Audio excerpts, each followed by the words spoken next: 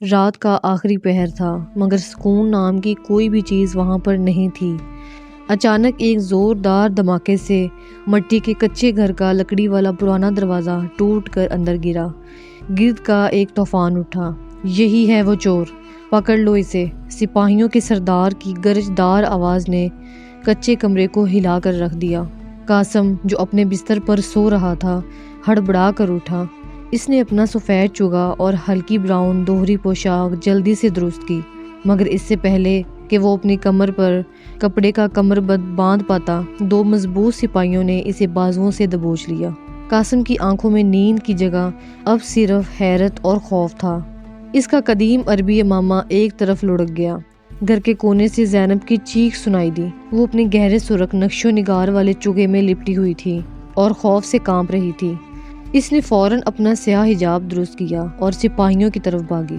میرے شوہر نے کچھ نہیں کیا، خدا کے لیے رک جاؤ! مگر سپاہی کہاں سننے والے تھے۔ انہوں نے قاسم کو گھسیٹتے ہوئے باہر نکالا۔ مٹی اور گارے سے بنے اس گھر کا سکون برباد ہو چکا تھا۔ باہر سین میں مشعلوں کی روشنی پھیلی ہوئی تھی۔ وہاں ایک شخص کھڑا تھا جس کے چہرے پر ایک زہریلی مسکراہٹ تھی۔ وہ شہر کا سب سے امیر تاجر حارث تھا۔ حارث نے اپنی مہنگی ریشمی عبایا کو سنبھالتے ہوئے سپاہیوں سے کہا، تلاشی لو اس فقیر کے گھر کی، میری زندگی کی سب سے قیمتی چیز اسی کے پاس ہے۔ قاسم نے تڑپ کر کہا، اے حارث، خدا سے ڈرو! میں نے تمہاری کسی چیز کو ہاتھ تک نہیں لگایا۔ میں تو ایک مزدور ہوں، محنت کی روٹی کھاتا ہوں۔ حارث ہنسا، ایک ایسی ہنسی جس میں تکبر تھا۔ چور ہمیشہ یہی کہتے ہیں، ابھی دودھ کا دودھ اور پانی کا پانی ہو جائے گا۔ سپاہی گھر کے اندر مٹی کے برتنوں اور پرانی چٹائیوں کو الٹ پلٹ رہے تھے۔ زینب دروازے پر کھڑی رو رہی تھی۔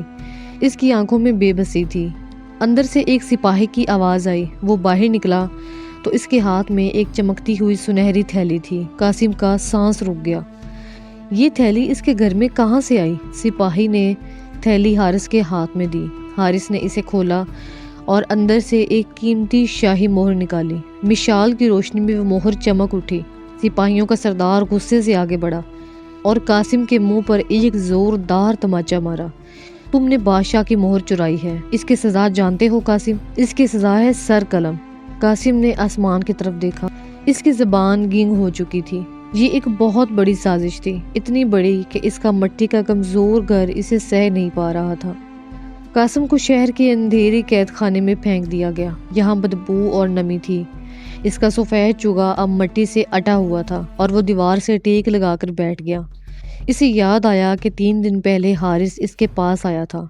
حارث چاہتا تھا کہ قاسم اپنا یہ مٹی کا گھر اسے بیچ دے، کیونکہ یہ گھر حارث کے گودام کے لیے بالکل ساتھ تھا اور اسے یہ چاہیے تھا، اور وہ اپنے گودام کو وسیع کرنا چاہتا تھا۔ قاسم نے انکار کر دیا تھا کیونکہ یہ اس کے باپ دادا کی نشانی تھی۔ تو یہ قیمت ہے میرے انکار کی؟ قاسم نے سرگوشی کی۔ اس نے اپنی کمر پر بندھے ہوئے کپڑے کی پیٹی کو کس کر باندھا اور سجدے میں گر گیا۔ اے میرے رب، میں کمزور ہوں لیکن تو سب سے طاقتور ہے، میرا انصاف تیرے ہاتھ میں ہے۔ صبح ہو چکی تھی۔ زینب ابھی تک جاگ رہی تھی۔ اس کا گھر بکھرا پڑا تھا، مٹی کے برتن ٹوٹے ہوئے تھے، لیکن وہ رو نہیں رہی تھی۔ اس نے اپنے آنسو پونچھ لیے تھے۔ وہ جانتی تھی کہ قاسم بے گناہ ہے اور اب اسے ہی کچھ کرنا ہوگا۔ اس نے اپنا سیاہ حجاب مضبوطی سے اڑا اور گھر سے نکل کھڑی ہوئی۔ اس کا رخ قاضی کے دربار کی طرف نہیں تھا، بلکہ وہ سیدھا اس جگہ جا رہی تھی جہاں حارث کا گودام تھا۔ وہ جانتی تھی کہ حارث آخر اس مہر کو اس کے گھر تک کیسے لایا۔ حارث کے گودام کے باہر سناٹا تھا۔ زینب چھپتی چھپاتی گودام کی پچھلی دیوار تک پہنچ گئی۔ یہ دیوار اس کے اپنے گھر کی کچی دیوار سے جڑی ہوئی تھی۔ اس نے غور سے دیکھا۔ دیوار کے نچلے حصے میں مٹی کچھ تازی لگ رہی تھی، جیسے کسی نے حال ہی میں وہاں کھدائی کی ہو۔ زینب کا دل تیزی سے دھڑکنے لگا۔ اس نے ایک پتھر اٹھایا اور مٹی ہٹانا شروع کی۔ تھوڑی سی مٹی ہٹاتے ہی اسے وہاں ایک سوراخ نظر آیا جو سیدھا اس کے گھر کے اندر نکلتا تھا۔ تو یہ ہے وہ رستہ! زینب کی آنکھیں پھیل گئی۔ تو یہ ہے وہ رستہ! زینب کی آنکھیں پھیل گئی۔ حارث نے اندر آئے بغیر اسی سوراخ سے وہ تھیلی ان کے گھر میں سرکا دی تھی، لیکن صرف یہ سوراخ کافی نہیں تھا، اسے ثبوت چاہیے تھا۔ دوپہر کا وقت تھا۔ قاضی اپنی کرسی پر براجمان تھا۔ دوپہر کا وقت تھا اور شہر کا قاضی اپنی کرسی پر براجمان تھا۔ قاسم کو زنجیروں میں جکڑ کر پیش کیا گیا۔ حارث بھی وہاں موجود تھا، سر اٹھائے کھڑا تھا۔ قاضی نے گرجدار آواز میں پوچھا، اے قاسم، گواہ اور ثبوت تمہارے خلاف ہیں۔ شاہی مہر تمہارے گھر سے ملی ہے، کیا تم اپنے جرم کا اقرار کرتے ہو؟ قاسم نے نظریں اٹھائیں۔ اس کے چہرے پر ایک عجیب سا اطمینان تھا۔ میں نے چوری نہیں کی جناب، یہ مہر میرے گھر پہنچی ضرور ہے مگر میں لایا نہیں ہوں۔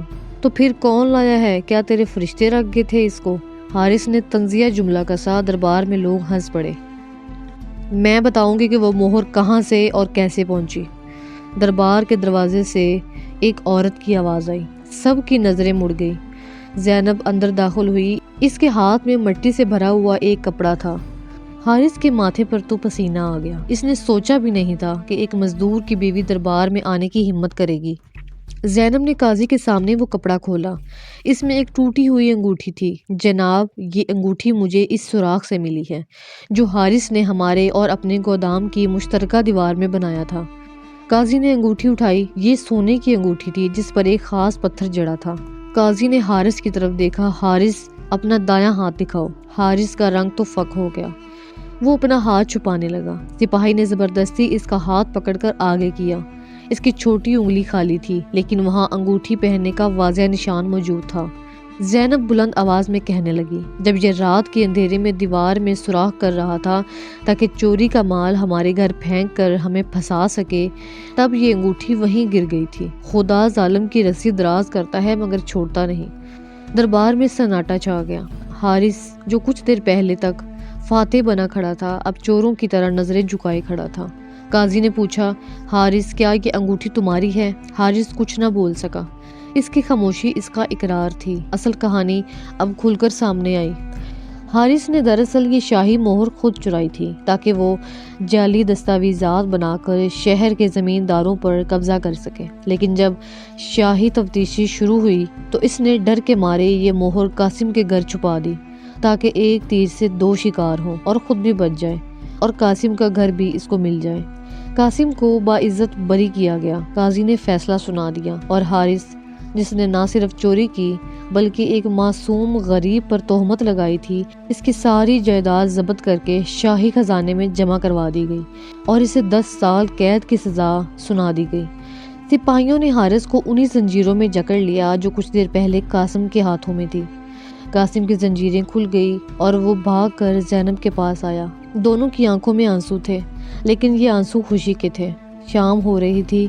قاسم اور زینب اپنے مٹی کے گھر میں واپس جا رہے تھے۔ قاسم نے زینب کی طرف دیکھا۔ اس کا سفید چوگا اب بھی میلا تھا لیکن اس کا چہرہ چمک رہا تھا۔